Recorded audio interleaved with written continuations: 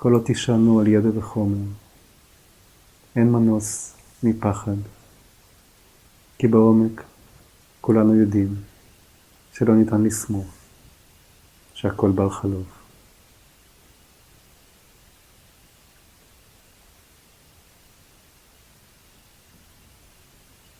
בקשו לבנות את המקדש שלכם באמת.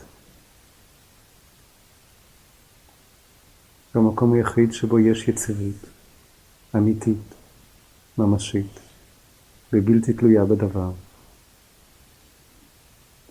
בקשו את מהותכם. בקשו לדעת מה אתם.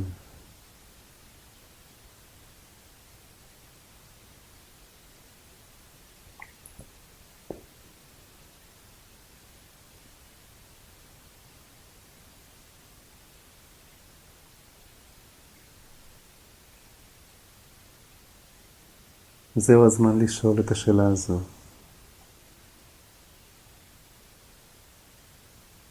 המצב הזה,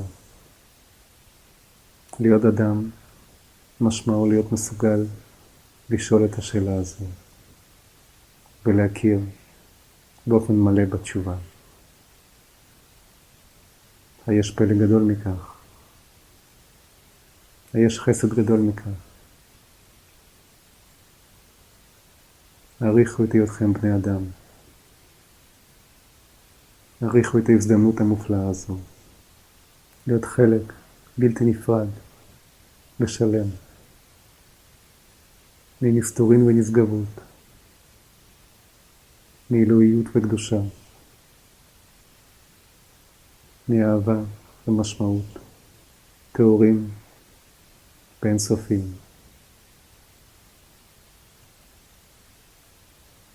הכירו תודה על חייכם. ובקשו להתוודע במלאות לטבעכם, למהותכם.